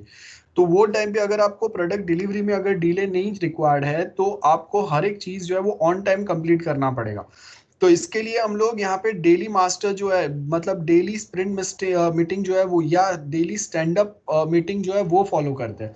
जिससे बेनिफिट क्या होगा कि at any point of time एक दो एम्प्लॉइज अगर हम लोगों के कोई एक टास्क अगर कंप्लीट नहीं कर पा रहे तो हम लोग यहाँ पे ये जो स्टैंड अप मीटिंग रहेंगे उसमें हम लोग उनके साथ कोई दूसरे डेवलपर को, कलीग को थोड़े टाइम के लिए असाइन कर दे। पेयर प्रोग्रामिंग वाला कंसेप्ट हम लोग यहाँ पे ऐड कर देंगे, या फिर हम लोग उसमें कोई एक्स्ट्रा मेंबर्स या कोई एक्सपीरियंस पर्सन को वो टास्क हैंड ओवर कर देंगे सो दैट वो ऑन टाइम, जो पीछे हो गया है टाइम से, वो ऑन टाइम खत्म हो जाए। एक बार कंप्लीट होने के बाद में रिव्यू पे जाएगा। रिव्यू के बाद में अगर फिनिश्ड वर्क अगर रेडी है तो हम लोग उसको क्लाइंट एंड पे सेंड कर देंगे। और ये सेम टास्क जो है रेट्रोस्पेक्टिव वे में लूप में चलते रहेगा आपके पूरे प्रोजेक्ट में जब तक सारी चीजें खत्म नहीं होते तब तक। सो that is all about scrum. जो यहाँ पे आपको उसका स्प्रिंट क्या होगा, कैसे होगा, जो हम लोगों ने डायग्राम में अभी वो वो जो वीडियो में देखा वो सेम चीज यहाँ पे आपको ये थियोरेटिकली प्रोवाइड किया हुआ है। ओके, सो यहाँ पे अगर आप देखेंगे ये पॉइंट हो गया। उसके बाद में नेक्स्ट आपको यहाँ पे जो पॉइंट दिया है that is this one, sorry, यहाँ से scaling agile method. Agile method dynamic approach के लिए यूज करते हैं हम लोग। अब इसमें क्या होता है कि जब आप छोटे छोटे पार्ट प्रोजेक्ट के, छोटे या मीडियम प्रोजेक्ट के लिए जब आप ये अजाइल प्रोसेस फॉलो करते हैं तो ये बहुत सक्सेसफुली वर्क होता है। So agile method is prove to be successful for small and medium size project. और उसमें आप बहुत इजीली डेवलप कर सकते हो जब आपके मल्टीपल टीम मेंबर्स जो है, या आपके जो डेवलपर टीम इंडिया में है, डिजाइनर टीम जो है वो फ्रांस में है, डेटाबेस टीम यूएस में है, और एक दूसरा जो टेस्टिंग टीम है वो सपोज यूके में। तो वो टाइम पे आपका अलग अलग टीम्स जो है वो अलग अलग लोकेशंस पे है। वो उसको आप क्या करेंगे, हम लोग गिटहब या ऐसे कोई प्लेटफॉर्म पे अपना प्रोजेक्ट ऐड करके वहां से हम लोग हर कोई अपना वर्क को अपडेट करते रहेगा कंटिन्यूअसली। लेकिन जो डेवलपमेंट प्रोसेस होगा उसके लिए हम लोग अजाइल मेथड फॉलो करेंगे, क्योंकि हर एक टीम जो भी छोटे छोटे डेवलपमेंट कर रहे हैं वो एक दूसरे को कैसे अपडेट करेंगे। सो यहाँ पे आपको क्या बोला है, it is sometime argue that the success of this method comes because of the improved communication between them. अब ये इम्प्रूव्ड कम्युनिकेशन कब होगा आपके पास, जब आप ये गिटहब टाइप का जो वर्किंग प्रोजेक्ट का अपडेट करने का प्लेटफॉर्म होता है ना, वहां पे हम लोग मेंशन करेंगे जहाँ पे कोई एक फाइल अगर मैंने चेंज किया है तो उसका अपडेटेड वर्जन सबको मिलेगा। सबको वहां पे बताएगा कि ओके प्रोजेक्ट का हम लोगों का लास्ट जब मैंने क्लोज किया तब प्रोजेक्ट वर्जन मेरे पास जो था वो था 1.1.7 and now the project version is updated to 1.1.9 या 1.2 या 2.1। और वहां पे मुझे ये भी बताएगा कि ओके कहाँ कहाँ पे प्रोजेक्ट के कौन से पार्ट में चेंजेस हुए हैं, जिसकी वजह से ये प्रोजेक्ट वर्जन जो है वो अपडेट हो गया। गेटिंग लाइक कौन से फाइल्स चेंज हुए ना, उसके ऊपर एक्सक्लेमेशन मार्क आएगा। जब मैं अपडेट करूंगा तो वापस उसका आइकन जो है वो ग्रीन कलर का उस पे आ जाएगा, मतलब अपडेटेड या सिंक्रोनाइज्ड माय प्रोजेक्ट। तो ये क्या हो गया, this is the way how we can improve the communication at same point of time. अगर मुझे कहीं पे कुछ चेंजेस की जरूरत है, कुछ अपडेट की जरूरत है, तो हम लोग ईमेल कम्युनिकेशन फॉलो नहीं करेंगे, हम लोग डायरेक्टली वहां पे जो कोड है उसके बाजू में हम लोग वहां पे ऐड कर देंगे। इफ रिक्वायर्ड हम लोग वीडियो कॉलिंग या कॉन्फ्रेंस फॉलो करेंगे। सो ये एक बहुत एक बेटर वे रहता है scaling up the agile method. Large system के लिए ये थोड़ा प्रॉपर नहीं रहता है, तो वो टाइम पे हम लोग स्क्रम टाइप का अप्रोच कभी कभी फॉलो कर सकते हैं। तो large system usually collection of separate communication systems होता है। अब लार्ज सिस्टम्स की जब हम लोग बात करें तो आपके एक एक मॉड्यूल्स ही इतने बड़े रहते हैं कि आप एक टीम दूसरे टीम को पहचानता भी नहीं रहता है बहुत बार, ठीक है। और दूसरी बात, इतने बड़े प्रोजेक्ट रहते हैं तो कभी कभी आपके जो अलग अलग टीम्स है वो अलग अलग टाइम जोन में, और आप जब कोई एक प्रोजेक्ट के पार्ट पे काम कर रहे हैं और आपके साथ जो दूसरा टीम काम करने वाला है वो सपोज यूएस में, तो प्रॉब्लम कभी कभी क्या हो जाता है बड़े प्रोजेक्ट के अंदर, क्योंकि आपके टास्क बहुत ज्यादा है, वो टीम जब तक आपके साथ कंबाइन नहीं होगा तब तक आप अपना काम भी नहीं कर पाएंगे। इतने बड़े प्रोजेक्ट है, कॉम्प्लेक्सिटी बहुत हाई रहता है।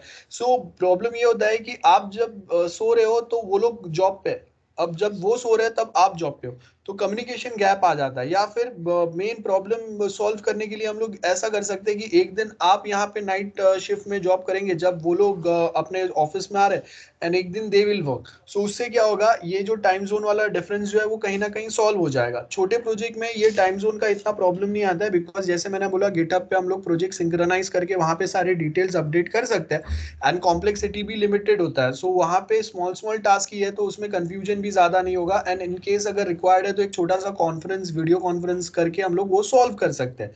बड़े प्रोजेक्ट में बहुत ज्यादा कॉम्प्लेक्सिटी रहता है। सो ऐसे जो प्रोजेक्ट्स होते हैं those are called as brownfield systems, ठीक है। सो अब कभी कभी क्या होता है कि हम लोग बहुत सारे एग्जिस्टिंग जो सिस्टम्स है उनके साथ इंटरैक्ट करके हम लोग कोई एक नया सिस्टम लाने की ट्राई कर रहे हैं। सो आपका सिस्टम जो है वो फ्लेक्सिबल होना चाहिए, इंक्रीमेंटल डेवलपमेंट होना चाहिए। नाउ मोस्ट इंपॉर्टेंट चीज कि हम लोग हर एक बार हर एक चीज जो है वो हम लोग खुद से डेवलप नहीं करते, ठीक है। फॉर एग्जाम्पल अगर मुझे सपोज गूगल मैप जो है वो अगर इंक्लूड करना है मेरे ऐप के ऊपर, सो वो मैं खुद से नहीं करूंगा। कभी कभी मैं डायरेक्टली गूगल मैप से हेल्प ले लूंगा, उन्होंने जो रेडी कोड प्रोवाइड किया ना वो यहाँ पे ऐड कर दूंगा। सो जैसे यहाँ पे अगर आप देखेंगे इन दिस वीडियो, आपको पता चलेगा कि हम लोग के पास गूगल मैप के एपीआईज अवेलेबल है, और वो जो एपीआईज है ना वो हम लोग यहाँ पे ऐड करेंगे। लाइक यहाँ पे देखो डायरेक्टली वीडियोस अवेलेबल है।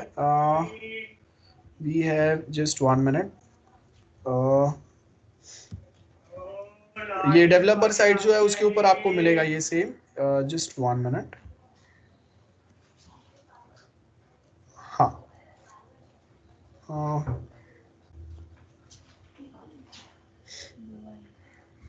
एक second.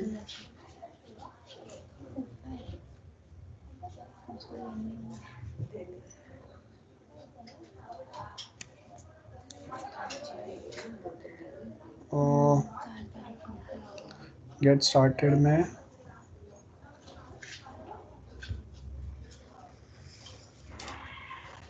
Okay, just 1 minute. Just give me a minute.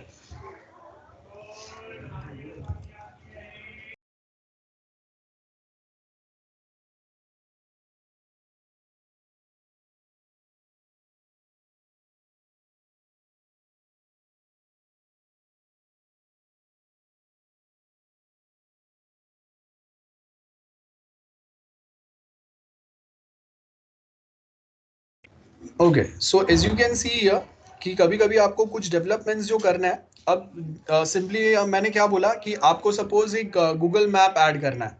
So Google map add करना है या उसके कुछ फंक्शनलिटी, एड्रेस फीचर अगर ऐड करना है, तो उसके लिए आपको अगेन एंड अगेन खुद से डेवलप करने की जरूरत नहीं है। आप डायरेक्टली क्या कर सकते हैं, आप जो ऐसे रेडी प्लेटफॉर्म्स हैं जिनके एपीआईज होते हैं वो हम लोग यहाँ पे इंटीग्रेट करेंगे। अब एक इंटीग्रेशन नहीं होगा, ध्यान से देखो जो मैं अलग अलग आपको पार्ट बता रहा हूँ यहाँ पे। फर्स्ट दिस पार्ट जहाँ पे हम लोग एक मोबाइल ऐप में अगर कुछ फीचर अगर आपको ऐड करना है तो आप खुद से नहीं कर रहे, आपको यहाँ पे वो रेडीली आपको स्पून फीड कर रहे हैं कि भाई आपका ये प्रोग्राम में ये लाइन ऐड करो, यहाँ पे ये लाइन ऐड करो, और ये फंक्शनलिटी आपके मोबाइल ऐप पे आ गया। Let's face facts. Google autocomplete has totally spoiled us. The predictions that Google presents when typing into google.com are often so good, I can save my delicate fingers from a whole bunch of keystrokes. Now, I actually get annoyed when I encounter any form input field where I have to type the entire text. This especially goes for when I'm entering in my address to order a delivery or search for a nearby business.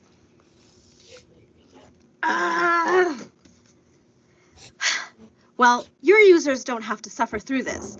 Have you ever noticed how Google Maps does a place-specific autocomplete when you're typing into the search bar? Through Google Maps platform, developers can build this place autocomplete functionality into any input text field to make it a search bar that helpfully provides on-the-fly predictions for your users as they type. This can be helpful not only to reduce keystrokes for your users, but also to ensure that accurate addresses get entered into your site or app.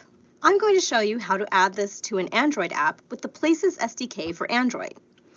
First off, you'll need to install the SDK in your app level. Okay, now this one is not required because हम लोग वो app development आपने build.gradle file. But सिर्फ हम लोग Then in your app source code, कि आपको ये same चीज जो है ना वो यहाँ से पूरा guidance मिल जाएगा कि अगर मुझे Google Map और उससे related certain functions अगर add करना है तो ये वे में करूँगा. Then next जो है वो है सपोज हम लोग आज के टाइम पे कोई एक मैप हम लोग कोई एक एप्लीकेशन अगर बनाता है तो उसके ऊपर आपके पास अलग अलग फीचर्स होने चाहिए. Like sometimes people do ask for such features कि आपको वीडियो कॉलिंग फैसिलिटी या कुछ रिक्वायर्ड है. आज के टाइम पे मोस्ट ऑफ लोकेशंस पे आपको वीडियो कॉलिंग कॉन्फ्रेंस देन बाकी सारी चीजें रिक्वायर्ड है. सो देखो यहाँ पे अभी आपको क्या बोला है, हम लोग कोई मीटिंग्स आपको डाउनलोड करने की जरूरत नहीं है, सारे क्लाउड पे जाएंगे. आपने मिस भी किया है तो आप वहां से रिकॉर्डिंग देख सकते हो. दूसरी बात, आप मीटिंग्स जो है वो 1 क्लिक में क्रिएट कर सकते हैं, स्क्रीन शेयर कर सकते हैं, we can record. Low bandwidth है तो वीडियो कॉलिंग वॉइस कॉलिंग में कन्वर्ट हो जाएगा. Same functions are accessible from your Android device या आईफोन्स एज वेल. वेबिनार्स, आप लाइव वेबिनार कंडक्ट कर सकते हैं. वर्क फ्रॉम होम है, हम लोग जो भी हम लोग के वेबिनार या मीटिंग्स है वो हम लोग डायरेक्टली कोई एक हम लोग का कोई एक इवेंट है वो डायरेक्टली हम लोग ऑनलाइन कर सकते हैं. उसके लिए भी आपको बहुत सारे फीचर्स फंक्शंस दिए हुए हैं. कुछ डाउट है ड्यूरिंग अ वेबिनार और लाइव मीटिंग आप हैंड रेज कर सकते हैं. जैसे हम लोग के पास गूगल मीट या MS टीम में स्क्रीन शेयर ऑलरेडी अवेलेबल है, ग्रुप चैट अवेलेबल है ना, ये सारे फीचर्स अवेलेबल है. So as you can see this video.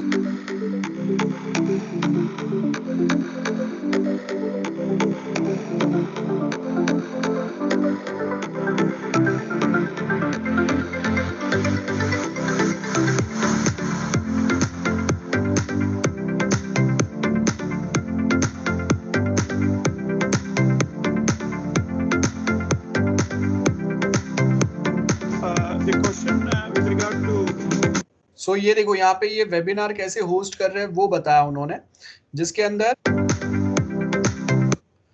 अंदर someone can ask some question to other people and जो भी डाउट्स है वो सॉल्व करा सकता है. सो ये सारी चीजें जो है, अब अगर मैं इंडिविजुअली ये डेवलप करने जाऊंगा it will take a lot of efforts and एक बड़ा सा टीम रिक्वायर्ड होगा.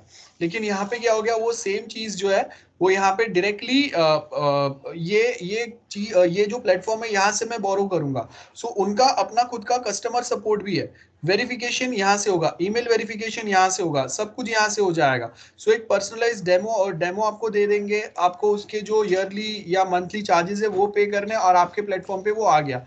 तो आपके कोडिंग का टाइम बच गया, आपको इंप्लीमेंट करने का टाइम बच गया, हर एक हेल्प उनके साइड से प्रोवाइड होगा. तो अभी ये जो भी फैसिलिटी है आपके प्लेटफॉर्म पे विद इन एन आवर या 2 डेज में आपके प्लेटफॉर्म पे ये सारी चीजें आ जाएंगी ऑटोमेटिकली. आपके प्लेटफॉर्म पे कुछ चीजें हैं ये आपको पता चलेगा, ठीक है, और जो आपके यूजर्स है उनको भी पता चलेगा, है ना. सो ये आपका सेकेंड बेनिफिट हो गया. नेक्स्ट अगर आप देखेंगे चैटबॉट्स होते हैं हम लोगों के पास, सो उसको भी आपको खुद से डेवलप करने की जरूरत नहीं है. आप यहाँ पे अगर एक एग्जांपल देखेंगे, गूगल जो है उसके पास डायलॉग फ्लो नाम का एक फैसिलिटी गूगल प्रोवाइड करता है. ध्यान से देखो ये वीडियो क्या है ये.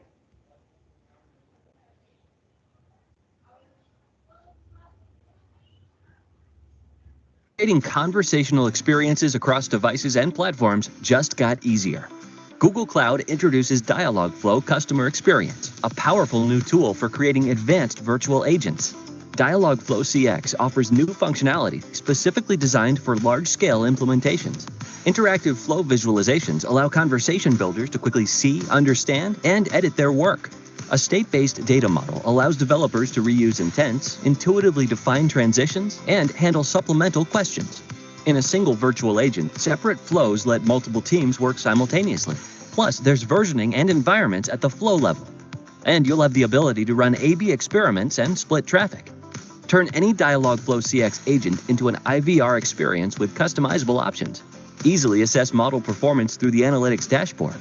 Let's kick the tires to see how it works. When you create a new agent, a start flow with welcome intent is provided. ये देखो, एक न्यू एजेंट, एक न्यू चैटबॉट क्रिएट करना कितना सिंपल है।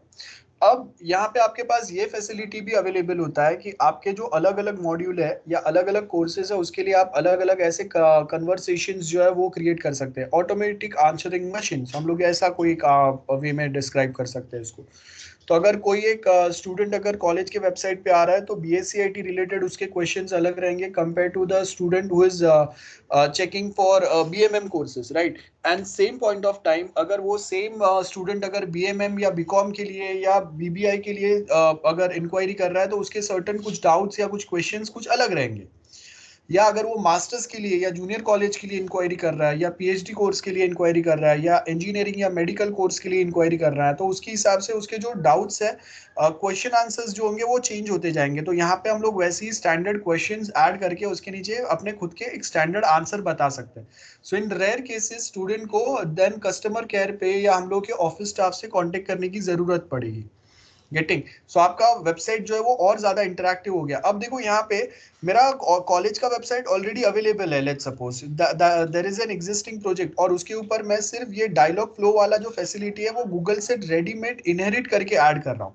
तो आपका वेबसाइट जो है वो और एडवांस हो गया। मैंने ज्यादा कोई नए डेवलपमेंट नहीं किए, मैंने रेडी फैसिलिटी इनहेरिट किया, इंटीग्रेट किया ऑन माई एग्जिस्टिंग प्लेटफॉर्म। ठीक है, ये बेनिफिट है। Add more flows for more complex agents. You can help customers find out your store location and hours. Start by creating intents for each. Creating an intent is easy. Just add some training phrases. Create the pages and route the matching intents to them. Now you're ready to try it out. A fully functioning bot in under 2 minutes. Engage and delight your customers with virtual agent experiences built using. So, as you can see, without much coding, without much efforts, आप बहुत easily ऐसे chatbots जो है वो अपने project के लिए ready कर सकते हैं। सो यहाँ पे देखो हम लोगों ने क्या किया, 3-4 चीजें हम लोग अलग अलग लोकेशन से अपने प्लेटफॉर्म पे साथ में इंटीग्रेट करेंगे। तो ये आपका इंक्रीमेंटल पार्ट हो गया जहाँ पे मैं छोटे छोटे इंक्रीमेंट कर रहा हूँ। गूगल मैप ऐड किया, चैटबॉट ऐड किया, then video calling facility add किया। अब ये सब में अगर आप देखेंगे आपको एक फ्लेक्सिबिलिटी अवेलेबल है, बराबर है। आप में से आपको इसमें से कोई फंक्शंस अगर रिक्वायर्ड है तो वो ऐड कर सकते हैं। सो अगर फ्लेक्सिबल नहीं है प्रोजेक्ट तो आप उसको फ्लेक्सिबल बना सकते हैं। And at same point of time ये प्रोफेशनल लोगों के पास से आप ले रहे हैं तो इसमें एरर आने के चांसेस आपके कम हो गए। या फिर बहुत बार हम लोग सिस्टम्स को इंटीग्रेट करते हैं, मतलब सर्टेन पार्ट जो है मैंने आउटसोर्स कर दिया और उसको फिर मैं यहाँ पे ऐड करूंगा। सो यहाँ पे आपको क्या बोला है, लार्ज सिस्टम जो है उनका डेवलपमेंट प्रोसेस जो है वो सर्टेन कंडीशन पे रहता है, एक्सटर्नल रूल्स रहते हैं, रेगुलेशंस रहता है, कौन से कंट्री में हम लोग लोड करने वाले हैं उसके हिसाब से चेंजेस होंगे। जैसे देखो अगर आप ओला ऐप अगर आप देखोगे जो टाइप के कैब्स या जो टाइप के ड्राइवर्स आपको US में मिलेंगे वो सेम कैब्स या वो सेम फैसिलिटी इंडिया में नहीं मिलेगा। और अब देखो कि हम लोगों ने रिक्शा जो है वो यहाँ पे डाल दिया। अब आपको US में या कहीं पे अगर ओला जो ओरिजिनल जहां से बिलोंग कर रहा है वहां पे आपको कोई रिक्शा नहीं मिलता है। एंड सेम वे मुंबई में, पूरे मुंबई में आपको रिक्शा बुक करने का फैसिलिटी नहीं है, सिर्फ जहां तक वो अवेलेबल है, जहां तक वो अलाउड है वहां तक ही मिलेगा। दूसरी बात कि सपोज अगर मैं US में हूं तो हम लोग के पास सपोज ऑफिस और वहां पे बहुत ज्यादा डिस्टेंस है तो कैब ड्राइवर्स को अलाउड है कि वो पूरे स्टेट में कहीं पे घूम सके, या सर्टेन कैब ड्राइवर्स को अलाउड नहीं है। अब सेम पॉइंट ऑफ टाइम अगर हम लोग यहाँ पे मुंबई में देखेंगे हम लोग को बहुत ज्यादा टोल प्लाजाज मिलते हैं तो उसके ऊपर अगर जो पे करना है वो ड्राइवर पे करेगा या जो पैसेंजर बैठा है वो पे करेगा। ये अलग अलग कंडीशंस होते हैं, बराबर है, और उसकी वजह से आपका जो कोडिंग है ना, डेवलपमेंट है, उसके ऊपर वो लिमिट्स होते हैं। सो यहाँ पे अगर आप देखेंगे कभी कभी ये सेम चीजों को प्रोक्यूर करने के लिए, डेवलप करने के लिए बहुत ज्यादा टाइम भी लगता है, एंड इसको मेंटेन करने में भी उतना ही ज्यादा टाइम लगता है। तो मैंने गूगल मैप फैसिलिटी तो यूज कर लिया है, लेकिन उससे मेरा जो ड्राइवर को लोकेट करने का, मेरा डेस्टिनेशन लोकेट करने का काम सिंपल हो गया, लेकिन बाकी की चीजें जो कॉम्प्लेक्सिटी है वो तो वहां पे एग्जिस्ट करता ही है। तो एपीआईज या रेडी मॉड्यूल्स यूज करने का बेनिफिट क्या हुआ कि अभी मैं यहाँ पे सर्टेन चीजें जो रेडीली अवेलेबल है वो ही यूज करूंगा, जैसे पेमेंट गेटवे वहां पे जो अवेलेबल है वो यूज करूंगा, और उसको छोड़ के बाकी के जो चीजें हैं वो उसके ऊपर मैं फोकस करूंगा डेवलपमेंट के लिए। स्केलिंग अप, अब देखो यहाँ पे आपको क्या बोला है, स्केलिंग आउट मतलब स्केलिंग अप में क्या हो गया, concern with using agile method for developing a large software.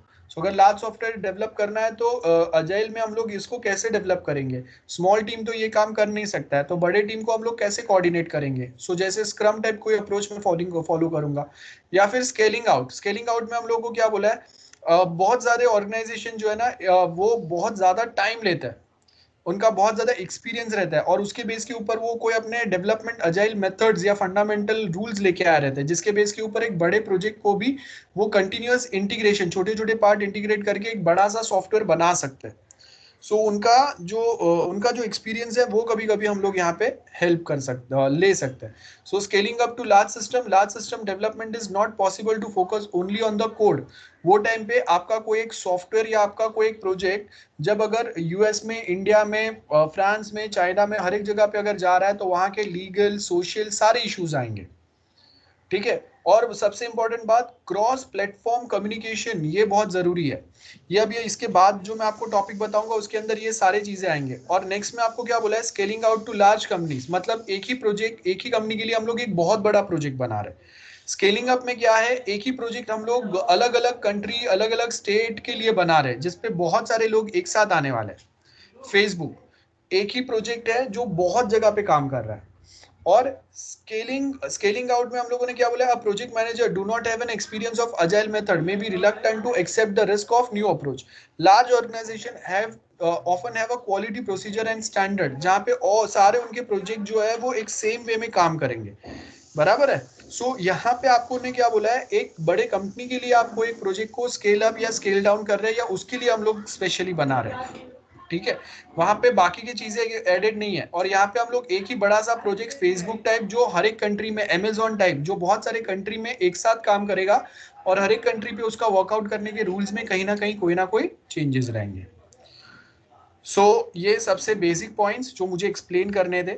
यहाँ पे हम लोगों का यूनिट 1 जो है वो एंड होता है, and we about to start with unit 2। Anyone, any doubts, let me know. No, sir, no doubts.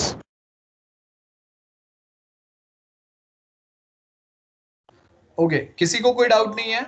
Anyone, no doubts? Okay, so now next जो हम लोगों का यूनिट है, next unit basically talks about socio technical systems, that is our next unit. First unit में बहुत ज्यादा time लग गया, सर्टेन बेसिक कंसेप्ट्स आपको क्लियर कराते, एग्जाम्पल देते देते। So first and second unit जो है वो हम लोग का थोड़ा टाइम कंज्यूमिंग रहेगा, थर्ड टू फिफ्थ यूनिट बहुत फटाफट कंप्लीट होगा। सो मेक श्योर कि आप चीज़ों को रिवाइज करते जाओ जो मैं बता रहा हूँ। टाइम कम है, सब्जेक्ट बहुत बड़ा है, इसके लिए मैं आपको एक स्मूथ वे में समझाने की ट्राई कर रहा हूँ, ठीक है। सो मेरे साथ थोड़ा कॉपअप करो। अगर आपको कुछ मिस होता है, कुछ आपको अगर डाउट्स है, आप सेम लेक्चर रिविजिट करके वापस नेक्स्ट टाइम आप मुझे डाउट्स पूछ सकते हो। ओके, अभी एक आपको कोई डाउट्स नहीं है। सो यहाँ पे आपको देखो, सोशियो टेक्निकल सिस्टम्स, ये हम लोग का आज का टॉपिक है। अब मैं डायरेक्टली आपको कुछ एक्सप्लेन करूँ उसके पहले हम लोग एक छोटा सा एक वापस वीडियो देखेंगे, और उसके बाद will continue with the same, ठीक है। सो सोशियो टेक्निकल सिस्टम का यहाँ पे आपके पास एक एग्जाम्पल है।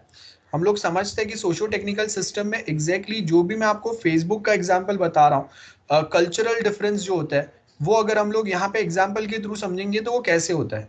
ध्यान से देखो, बाद में मैं आपको थियरी पे लेके जाता हूँ। So far, in this section to the course, we've talked about basic technologies, the complex engineered systems we get out of the aggregation of many different technologies, and the information systems that increasingly control and operate all this technology. In this module, we'll be completing the first section to the course by adding the social domain to this model. Today, the information revolution is driving rapid technological change. As we live in environments that are increasingly technology saturated, it makes the question of the relationship between people and technology more explicit than ever. And it is this relationship between the two that the domain of socio-technical systems tries to understand, model, and optimize. Socio-technical systems is an approach to the study and design of complex organizations and technologies that recognizes the interplay between people and technology as a defining factor in their overall makeup and functioning. This is both on the micro level of how an individual interacts with a particular technology in a linear fashion, where we are interested in interface design and user experience, but also on the macro level, referring to the complex nonlinear interactions between society's infrastructure and its sociocultural domains. The ultimate functioning of almost all technologies will involve the interaction between people and technology. Whether we're talking about a wheelbarrow, a car, or a subway station, the end throughput to the whole process requires these two elements to function together. And socio-technical systems builds upon systems theory to look at how the whole thing works together in affecting a joint outcome. To take some examples of this, we could think about the current state of genetic engineering. Scientists and engineers may spend decades researching and developing the technologies, but if society decides it will not adopt it for ethical and environmental concerns, then the whole exercise is somewhat futile, which is exactly what has happened in the European Union. Or to take another example, web developers in Silicon Valley may build software with all sorts of bells and whistles, expecting everyone to be tech-savvy. But if a large percentage of these users are in fact elderly and unaccustomed to the interface, then again, the actual throughput to the whole system will be significantly reduced. And this is what we're interested in with the domain of socio-technical systems, the actual throughput to the whole system, not just its technical dimension. Our traditional design and engineering practice is based upon the use of reductionism, which involves the breaking down of complex systems into components and focusing on optimizing these components in isolation. The social world of people and the technical world of technology runs on very different principles, and often the first stage in this process of breaking a system down is the division between people and technology. So let's first think about how these two domains differ in their nature. Firstly, we'll talk about the technical domain. The technical domain is conceived of and designed by a relatively small number of scientists and engineers who actually understand how things work, and importantly, are responsible for making things work. Most of society has very limited understanding of this, and largely takes technology for granted.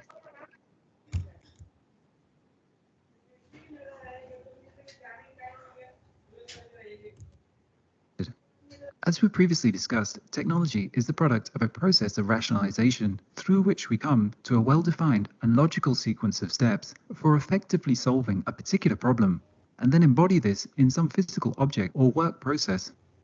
Behind every large organization today, there is a mass of logic processes being performed by our systems of technology. From this perspective, humans look like they go around with their heads in the clouds, wondering about who to marry or what color shoes to wear, without an idea for how things really work. Logic is not something that typically comes natural to human beings. Your average person is driven by a mass of psychological, emotional, and ideological needs and desires. Logically analyzing something requires a certain amount of energy and focus that most people will typically avoid unless specifically required. We use all sorts of heuristics and shortcuts to maintain a certain flow to our lives. In the US, only about 15% of graduates are in the technical STEM areas of math, science, engineering, and technology. In short, most people aren't engineers or computer geeks. They just want to get on with pursuing their interests. The last thing they want to do is have to read and follow each step in the instruction manual. Not only do people actively try to avoid the use of logic, they often actually feel threatened by it. From the perspective of most people, faced with these vast systems of logic that support us, they appear empty and mechanical. They threaten our sense of meaning, values, identity, and make us feel powerless in a world of incomprehensible complexity, where we long for some form of unity and simplicity. This is a somewhat hyperbolic picture of the dichotomy between the social and technical domains, but it helps to illustrate the core constraint here.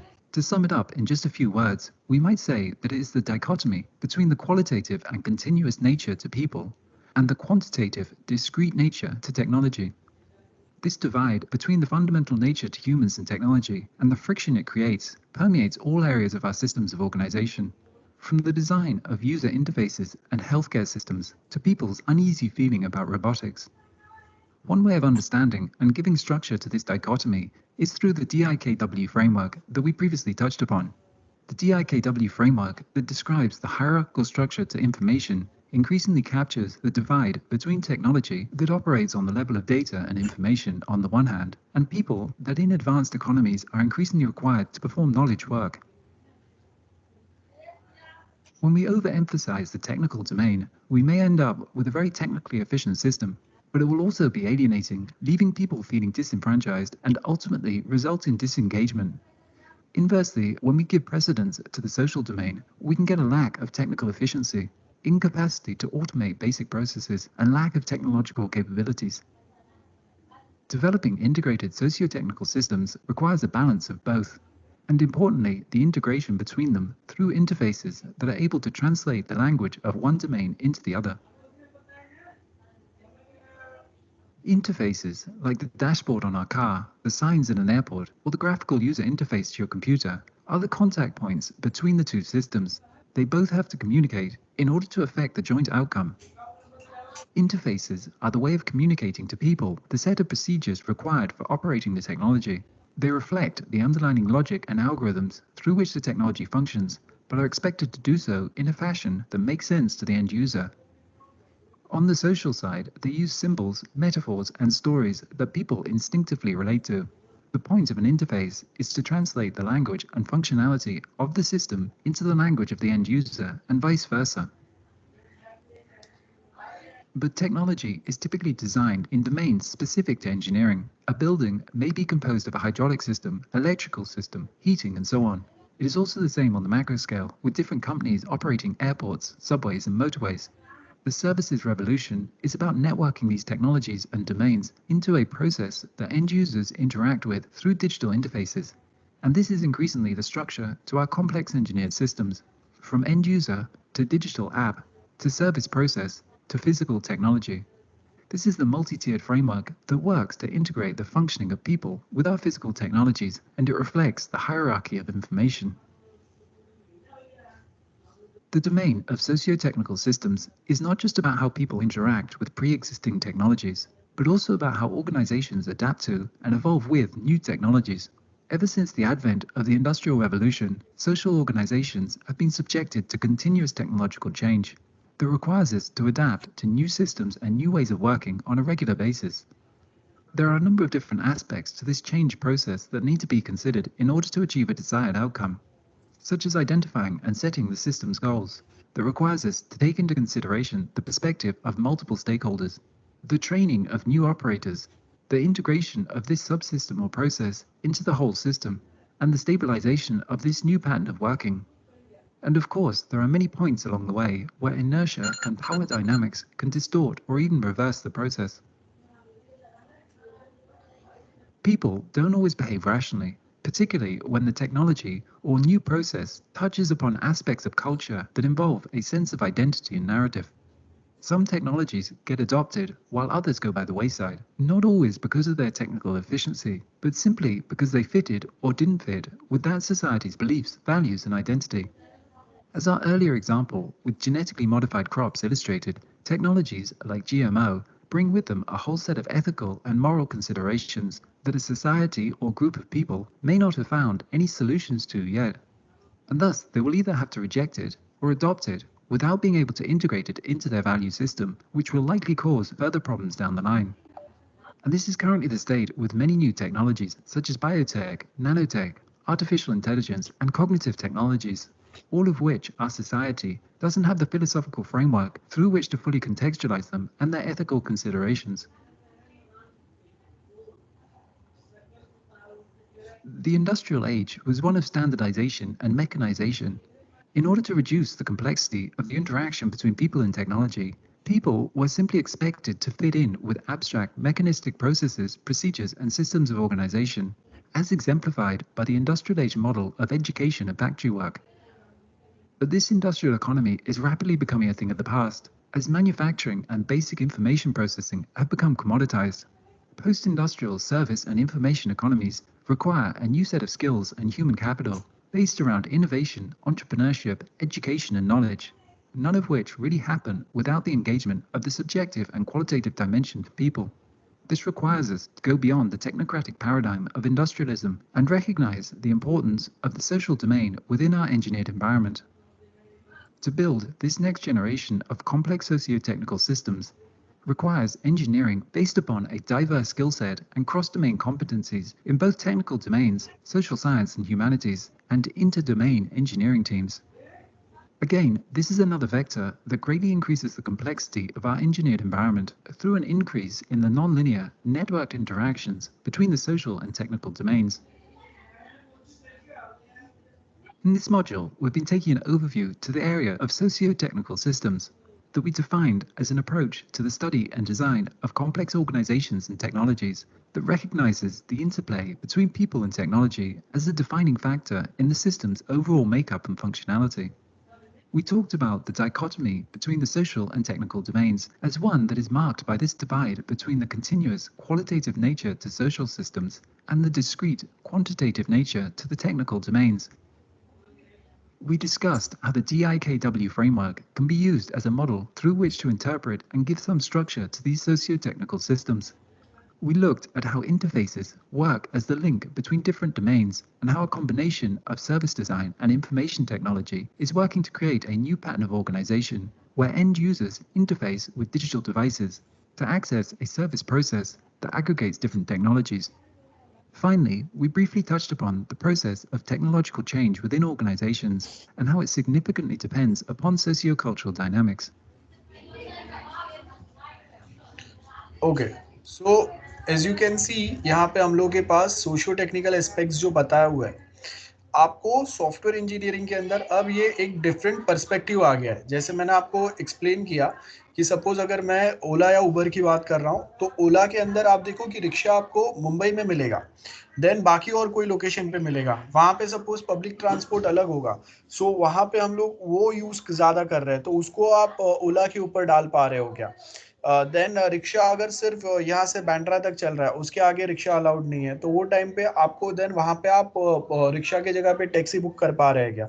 Normal cabs तो होंगे ही होंगे, बराबर है. Then अगर हम लोग Facebook की बात कर रहे हैं, तो फेसबुक पे आप देखेंगे the way the things are represented is different compare to जो यूएस में रिप्रेजेंट होंगे.